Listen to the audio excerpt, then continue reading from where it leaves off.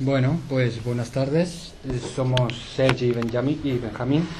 Pertenecemos a una asociación que se llama Encara en Acció, que se dedica a mejorar la calidad de vida de las personas desde una perspectiva de las diferentes sexualidades y afectividades no normativas.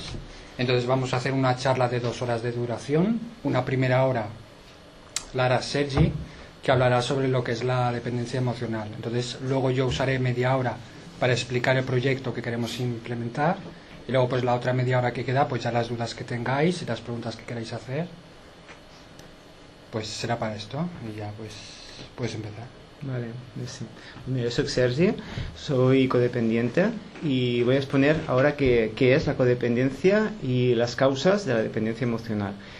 Vale, no es una patología que actualmente esté reconocida por las instituciones sanitarias, entonces lo que vamos a mirar de transmitiros ahora mismo son los indicadores, ¿no?, de algo que sí que es muy real y que afecta pues a muchas personas en algún grado. Bueno, utilizaremos a lo largo de la charla los términos codependencia, dependencia emocional y adicción a las relaciones como sinónimos. Después os explicaremos los matices que se le puede dar a cada expresión. ¿Vale? Para hacer un símil y así poder introducir un poco el tema, os haremos como una comparación. Podemos decir que lo que es la dependencia emocional le hace al alma psíquica, digamos, a la mente, lo mismo que el virus del VIH le hace al cuerpo, que es que te deja sin defensas, sin límites entre tú y el exterior, ¿vale? Porque tus propias defensas como que en ese momento están vulnerables, ¿vale? Y ahí pues bueno, te sientes pues abrumado un poco por las relaciones que puedan venir de fuera sin saber muy bien por qué, ¿no? Pero bueno, igual que las personas con VIH, ¿no?, actualmente, ¿no?, gracias a los tratamientos han conseguido mantener esos niveles indetectables, tanto de cara a poder remediar los síntomas más patológicos y después también para evitar el tema de la transmisión, ¿no?, teniendo en cuenta que la dependencia emocional también es un cuadro sintomatológico que se transmite generacionalmente, o sea, mayoritariamente, aunque también cuando tienes contacto o relación con personas que presentan un cuadro sintomatológico mental o personas, digamos, que bueno, están perturbadas por algún tema de adicción o algo así, ¿vale? Esto ya en edades más adultas, pero normalmente es una cosa que se suele configurar en la infancia. Entonces, para introduciros al tema, haremos unos pequeños pases de películas, porque nos van a venir al caso primero para amenizar un poquito la sesión y después también para poder, a través de este canal de narrativo que nos van a dar estos fragmentos de películas, pues poder entrar en el tema. Primero veremos un fragmento de una película que se llama Don't Bother to Knock. Bueno, aquí se llama Niebla en el alma, pero en español, que quiere decir el título en inglés quiere decir Entre sin llamar. Y ahora veremos. No tiene por qué irse ahora. Claro que sí, quiero irme. Ella se portará bien. No es por ella, tengo una cita, tengo que estar en cierto sitio a las 10. Me iré con usted. Gracias, pero es mejor decirnos adiós. Vámonos a bailar, lléveme al bar. ¿Qué le ocurre? Se supone que tiene que cuidar a la niña. Quédese, ella no le molestará. Es usted quien me molesta, no sé qué pensar. A veces está demasiado alterada, otras se comporta con dureza y enseguida cansa. Seré como usted quiera que sea. ¿Por qué? ¿Por qué es tan importante? Porque le pertenezco. Mire, solo soy el tipo de la ventana de enfrente. No, nunca ha tenido la sensación de que si deja que alguien se vaya, aun sin saber la razón, se sentiría perdido. Sin saber por dónde tirarlo, esperando a otro que ocupe su lugar. Sí, esta tarde tuve la sensación y aún la tengo. Ya lo ve. Por eso debo irme. Siempre supe que usted era el mejor. Incluso antes de verle, lo sabía. Cada vez que me miraba, yo quería besarle, como ahora.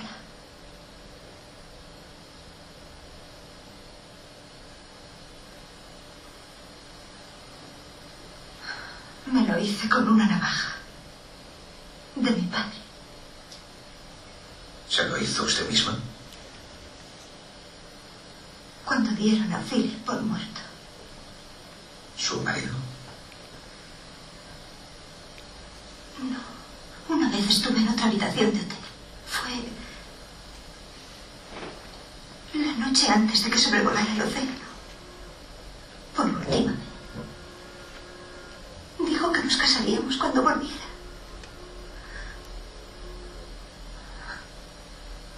Yo le telefoneaba de vez en cuando. Por eso quiero quedarme aquí. Se está bien aquí. Soy yo, Ned. Soy Ed. No, Eddie, no. No, Eddie, ahora no. He traído unos refrescos. Abre, Ned. ¿Qué ocurre? Después de la llum, ¿ya bien? Sí. Igual la película no sonaba, pero bueno, la actriz sí, ¿no? Marilyn Monroe. Vale. Entonces, bueno, es Marilyn Monroe en uno de sus primeros papeles interpretándose a sí misma, ¿no? Un poco por lo que es el argumento, ¿no? Ella, como estoy hablando de la actriz, ¿vale? O sea, no tuvo una relación nutriente con sus padres, y eso, cuando no tienes esa sensación de apego seguro, ¿no? Pues tampoco la puedes generar, ¿no? Tú de esa... Entendido, digamos, como que el apego en la infancia es lo que te da, digamos, ese afecto externo, ¿no? Que se puede plantar como una semilla y de ahí germina en afecto interno, ¿no? Digamos, es un poco la manera en que funciona. Entonces, al no tener esta íntima sensación de ser querida, pues bueno, lo busca desesperadamente fuera, ¿no? Y hay eso que ella crea, esa imagen de vulnerabilidad, ¿no? Que la caracteriza, ¿no? Como personaje, de complacencia, de decir siempre que sí, de no poder decir que no, ¿vale? De ese deber de tener que agradar a todo el mundo, ¿vale? También en su vida personal ella tendía a idealizar a los hombres con los que tenía relaciones y esperaba a cambio de ellos, pues, que ella fuera salvada, digamos. Ella los idealizaba, ¿no? Como personas que realmente podían tener ese poder sobre ella, ¿no? De ahí, bueno, el título de la peli que os he comentado antes, que es Ente sin llamar, ¿no? Sin molestarse. Pues ahí vemos un poco también el hecho de que ella no puede poner límites, ¿no? Lo que es el transcurso de la película, pues ella se ve abrumada con un montón de hombres ahí que la van como entrando en su vida, ¿no? Y claro, su reacción a eso pasa a ser un poco, tratada, ¿no? O sea, fílmicamente como el perfil de una psicópata. De hecho, me recuerda un poco la película de hecho es más bien un thriller, ¿no? La película. Y hay otro thriller de los 80 o los 90 que se llama Atracción Fatal, que no sé si lo recordáis, con Michael Douglas. Y entonces la Glenn Close, la pobre, ¿no? Se queda ahí como muy sentida después de una aventura de fin de semana, en plan de él está casado, él lo tiene muy claro que no, ¿vale? Pero ella sí que se queda enganchada, ¿no? Y ahí se genera pues toda una dinámica que ella no se puede desenganchar, a la que el tío se aparta, ella como que lo busca más, y eso, claro, acaba... Bueno, después hablaremos, ¿no? Del tema de la reacción, ¿no? De cómo tú, ¿no? Eres incapaz de poner un freno, ¿no? Y de repente cada vez, ¿no? Te vas como metiendo más en la mierda. Y bueno, yo cuando veo esta peli, pues la verdad es que, entiendo de que para lo que es la familia del Michael Douglas, pues es un engorro, ¿no? De que esta mujer está ahí metiendo cizaña. Pero también, o sea, es un tipo de sensibilidad que habría que tener en cuenta, ¿no? Decir, esta mujer se ve empujada a todo esto y realmente el tratamiento que le están dando es de psicópata, ¿no? Entonces, claro, es como decir, ¿qué pasa con esto, no? O sea, realmente, yo creo que se puede enfocar, ¿no? Más humanamente, ¿no? Digamos también desde, es una persona que está, que presenta un cuadro sintomatológico y que necesita ayuda y que en ningún momento se plantea, ¿no? Incluso en la película esta al final se la acaban llevando al sanatorio y es como que ¿sabes? Pero que no se plantea como un objetivo el decir, pues vamos a poder ayudar a esta chica, ¿no? Entre todos.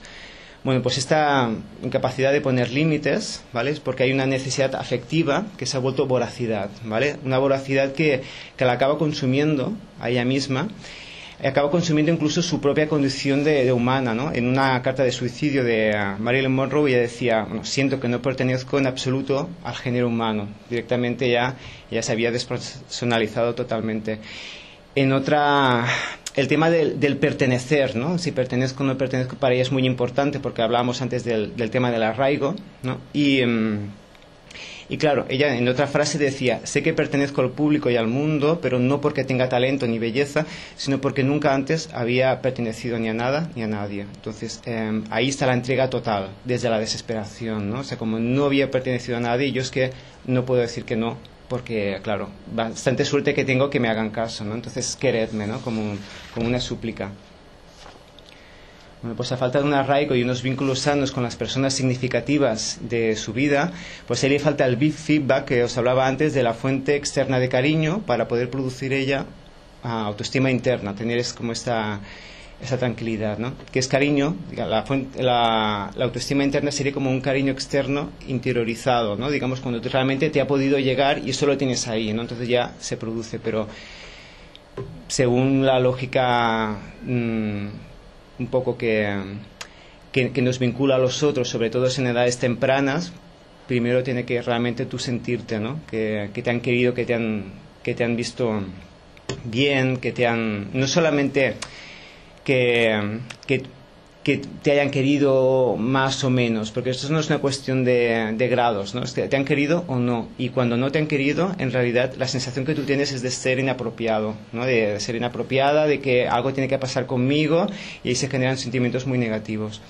Entonces, a falta de esta sensación íntima de ser querida, que es una subjetividad de base, ella busca el amor exterior en forma de objeto, cosifica el amor, ¿vale? Que esto nos pasa a muchos, ¿no? Y lo vuelve algo que tiene que ser, que se tiene que poder demostrar, ¿vale? Con corazones de San Valentín, con rosas de San Jordi. Ella misma, como personaje en Marilyn Monroe, se vuelve también una cosa en este sentido, ¿no? De hecho, en su epitafio, ella propone que pongan esto en la lápida, que es Marilyn Monroe rubia, ¿vale? Y en vez de los años, pues sus medidas, ¿no? Ella se había vuelto un objeto de deseo tal cual, ¿vale? O sea, su vida se había convertido en un constante agradar a los demás, sin los cuales ella dejaba de existir. Esta despersonalización total, más un largo currículum de relaciones trágicas y dolorosas, es lo que podríamos entender como codependencia. Entonces, ¿cómo se manifiesta la codependencia? Para empezar, tenemos que puntualizar que se trata de un cuadro sintomatológico. Tengo que decir que aquí estoy utilizando todo el rato cuadro sintomatológico, en vez de decir, pues, una enfermedad, patología y tal. Y eso es también porque un poco queremos sacarle el tema de la estigmatización que tiene la palabra enfermedad, ¿vale? Pero aún así, sí que es verdad que genera un cuadro de síntomas que suelen repetirse en muchas personas y que son identificables. Y después también hablaremos de por qué es importante que lo podamos ver así, ¿no? Vale, pues es un cuadro sintomatológico, ¿vale? En el campo afectivo, mayoritariamente, y interrelacional, ¿vale? Por ejemplo, una persona codependiente en una isla desierta, pues no tendría ningún problema, porque claro, las personas codependientes son responsables, ahorrativas, trabajadoras, ¿vale? En este sentido es una persona empoderada, pero es cuando, ¿no? Relaciona con su entorno, ¿no? que se producen los síntomas. Por ejemplo, en una isla desierta sería impensable esta situación, ¿vale? Que es un tema muy codependiente, como de no verte inadecuado, en plan de yo no me puedo ver así, ¿no? En vez de cumplir objetivos socialmente deseables, que las personas codependientes lo hacen ya demasiado bien, ¿vale? La tarea sería en cuestionarlos, en decir, ¿hasta qué punto lo hago por mí? O ¿hasta qué punto lo hago porque no me queda más remedio, ya que de lo contrario me sentiría solo, ¿vale? Pues esto es posible, digamos, gracias a una personalidad, digamos, congelada en el estado infantil, en que aceptábamos lo que nos decían de afuera sin cuestionarlo, en referencia a cómo deberían ser las cosas, ¿vale? Esto me recuerda un poco el cuento de la Bella Durmiente, que no sé si os acordáis, pero cuando ella queda en el letargo, ¿no? Para que nadie sufra y todo eso, de hecho no solamente queda ella dormida, sino que además congelan todo el reino, ¿no? Digamos, y se queda este estado infantil en el que los padres y las madres y los tíos y tal, se queda todo congelado, ¿no? Eso es lo que suele pasar, ¿no? Digamos, es como una manera en como que eso no se ha vivido de manera adecuada, se queda congelado, como que no avanzas, como que lo retienes, ¿vale?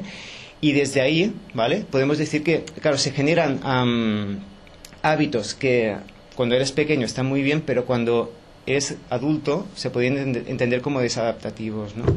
Y después luego hablaremos un poquito más de esto. Entonces, en esa época, cuando eras pequeño, te decían cómete el pollo, que está buenísimo, y tú te lo comías porque no te quedaba otra, ¿no? Y ahora, por alguna razón, sigues como sin cuestionar, ¿no? Digamos, estas creencias. ¿Qué pasa como cuando no te cuestan las creencias? Por ejemplo, podemos poner a la bulimia o a la anorexia, ¿no? Como una manera de bueno, es que cuando, ¿no? Te crees la idea, por ejemplo, de una estética o de una manera de presentarte al mundo y tal, y la interiorizas en el sentido de que esto es lo que rige mi valor como persona, ¿vale? Y eso no se cuestiona, se queda ahí, ¿vale? Entonces, eso sería como lo problemático.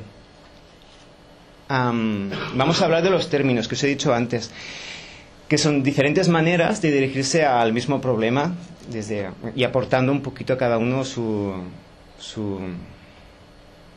referente, ¿no? Por ejemplo, el primer término, codependencia, se acuñó a finales de los 70 en un contexto de tratamiento psicológico, porque se había detectado que las personas afectadas por su relación con un dependiente químico, que sería alcohol, drogas, etc., desarrollaban un patrón de conducta insano, como reacción a los abusos de esta persona. Entonces, bueno, la codependencia no fue la primera opción. Antes se había hablado de coalcohólico, no alcohólico, paraalcohólico, compañero en la dependencia, pero siempre con relación a... Entonces, el objeto del codependiente, según esta teoría, es legitimarse como persona, ¿vale? A través de su papel de salvador. Él tiene que ayudar y salvar y redimirse, ¿vale? Y para eso, necesita a alguien que se pueda considerar que es una persona, bueno, que es fácilmente salvable porque puede tener algún tipo de adicción o algún tipo de problema, entonces tú ahí puedes desarrollarte en tu papel, ¿vale? Y demostrarte, pues bueno, que no eres una mala persona, que tú eres una buena persona, etcétera, ¿no? Vale, también podemos entender, otros autores entienden la codependencia como el grado de sufrimiento que se experimenta ante la propia vida al considerarse uno mismo inaceptable, ¿vale? Este grado de sufrimiento es lo que te obliga a escapar, ¿vale? Y a buscar fuera un alivio, ¿no? Que ahí vendría, en el caso de la dependencia emocional, ese alivio sería buscar a una persona con unas características, ¿vale? Que fuera el objeto del deseo, ¿vale? Entonces esto poco te hace olvidar de ti mismo, despistarte de ti y hacia allá, ¿no? Entonces, cuando hablamos de adicción a las relaciones, pues ya sería como ese comportamiento compulsivo a ese tipo de personas, ¿vale? Con las cuales generalmente se intenta combatir el estrés producido por esa realidad que nosotros consideramos intolerable sobre nosotros mismos. Entonces, como objeto no solamente se dan personas, ¿no? O sea, como tú te sientes inapropiado, necesitas, ¿no? Buscarlo fuera, como un reconocimiento, y como objeto te puedes igual. Vale, este es el esquema, me he olvidado. Vale, sería como codependiente, ¿vale? Que necesita buscar algo fuera, ¿vale? Y eso se puede concretar con un tipo de droga. Droga sería como el objeto de deseo que tanto podría ser, ¿ves? Es una mujer que de repente se plantea con síntomas de dependencia de sentirse, bueno, incompleta, inadecuada. Se puede suplir con alcohol, se puede suplir con alimentos, se puede suplir con un hombre. La cuestión es buscarlo fuera, ¿no? Estas salidas que alivian momentáneamente la ansiedad pueden derivar malauradamente en una incapacidad para la intimidad porque lo haces de manera compulsiva, ¿sabes? Después hablaremos de eso, que es muy, muy crucial. Vale, entonces nos enredamos en relaciones dolorosas que nos resulta casi imposible dejar porque a pesar de todo alivian un poco el vacío que sentimos, ¿vale? Es como un poquito conformarte, ¿no? Que es uno de los patrones de la codependencia. Esta necesidad genera que busquemos, como habéis visto, personas a quien podamos salvar o personas que sean, bueno, nosotros las salvamos, pero también las salvamos para que nos salven, o sea, las ayudamos a que nos ayuden, ¿sabes? Es como quedar un poco en deuda, ¿no? O personas salvadoras, ¿no? Que nosotros podemos ver como idealizadas, ¿vale? Entonces, bueno, desde ahí es como ese quedarte congelado en ese estado infantil, ¿no? De que no asumir la responsabilidad máxima que sería para con uno mismo, ¿sabes? Y es como que ese amor me lo tienen que dar, ¿no? Y me lo deben, además, ¿no? Que en un momento dado sí que era así, quizás no se cumplió y ahora se queda un poquito como la cosa ahí encallada.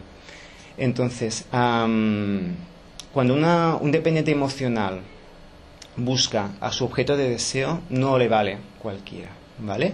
O sea, tiene que ser... hay un pensamiento distorsionado de la realidad, ¿vale? Y entonces es como... Vale, este pensamiento hace que veamos al otro como un poder supremo, ¿no? Esta desigualdad, ¿vale? Es necesaria, porque si no podemos ponerlo por arriba o por abajo de nosotros, entonces ya ni podemos redimirnos ni nos pueden redimir. Entonces, ahí tiene que haber al menos 3 características. Una, que sea inaccesible, en plan de, no necesita a nadie, que autosuficiente, pues con esa seguridad seguro que a mí me ayuda, ¿no? O que tiene una fortaleza que yo desconozco, ¿no? Es algo que, bueno, wow. Narcisista, ¿no? En plan, ¿no? Qué importante, ¿no? Que cómo se quiere, o sea, esto también atrae, claro. Fácilmente idealizable, ¿vale? Los codependientes son fácilmente impresionables, ¿no? Ante alguien así. Entonces, esas son las personas que nos resulten atractivas, ¿vale? No las equilibradas y funcionales, donde no hay atractivo porque no hay el desafío, ¿vale? Que representa, pues, conquistar, ¿no? La conquista se produce desde el desequilibrio, ¿vale? Si no, entonces, bueno, ¿dónde está la pasión, ¿no? Pues la cuestión está en que, en realidad, ese equilibrio que genera mucho sufrimiento y el equilibrio se tendría que encontrar ahí en estas fuentes, ¿vale? Tenemos 2 fuentes que son las que nos nutren, y una sería la fuente interna y la otra la fuente externa, ¿vale? Si una de estas está bloqueada o funciona de manera insuficiente, ¿vale? O no funciona, necesita, claro, un exceso de funcionamiento de la otra. Y ahí es donde se crean esos 2 patrones, ¿vale? Que después se van a encontrar en las situaciones de dependencia emocional. Uno es cuando falla la fuente externa, ¿vale? Entonces se tiende, ¿no?, a un sobreuso de la interna. Entonces hay un narcisismo, es lo que hablábamos antes, de ser inaccesible, de idealizarse uno mismo, ¿vale? Y solo se atienden a las personas que realmente, pues, te reconocen, te halagan, ¿no? Y te nutren en ese sentido. Y aquí hablaríamos de una persona evitadora, ¿vale? O sea, yo necesito amor como todo el mundo, pero que a mí no me pillen, ¿vale? Y es una postura que la otra persona no se crea que tiene alguna influencia sobre mí, ¿vale? ¿Qué pasa cuando es al revés?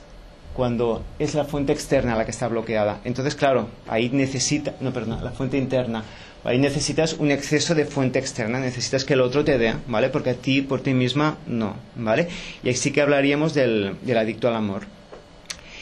Bueno, como veis, estas 2, el adicto a la evitación y el adicto al amor, son como el gato y el ratón, que están continuamente buscándose, que son estos 2. Y ahora vamos a ver estos perfiles que os acabo de dar en otro fragmento de película, ¿vale? Que es de La flor de mi secreto. Ya los veremos en su salsa. ¿Apaga? Sí. ¿No vas a poner nada? ¿Algo más? Pues sí. De las 2 horas que me corresponden me debes todavía 30 minutos.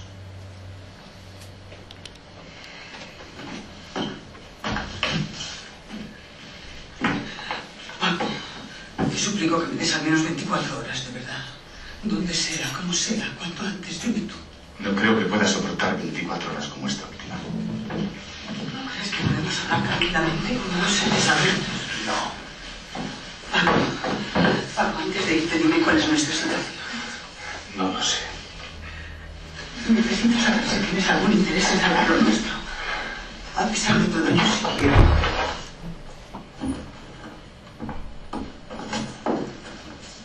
Tengo que interpretar tu apertura de puerta como una negativa. Leo, no me presiones más. ¿No ves que estoy bloqueado, que no puedo hablar? El gran estratega. Se supone que eres especialista en grandes conflictos. Sí, pero no hay ninguna guerra comparable contigo.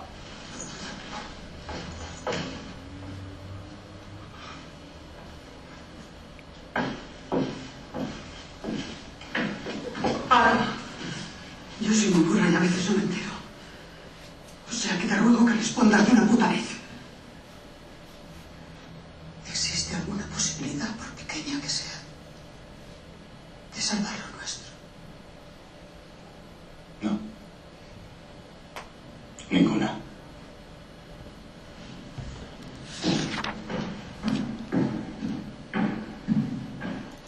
Vale. Pues aquí vemos que... ¿Qué ha pasado?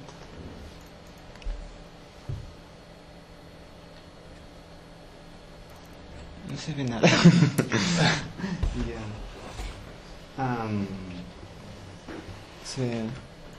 Potser s'ha de reiniciar o algo? Vale, bueno, més ho sent. Després posa'm... vale, ja està. Vale, no, perquè ara tornem aquí. Sí, se vuelve a Vale, sí. Vale. Vale.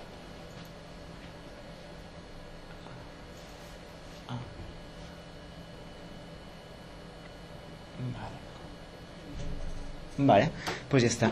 Vemos que el hombre, bueno, con esta actitud de evitador, ¿no? Puede llegar a ser una persona ambivalente, ¿no? Que en un momento dado pues te fascina con su relumbrón, ¿no? Pero después ni te llama, ni te vuelve a decir nada y tal, y tú ahí te quedas un poco ahí, ¿por qué?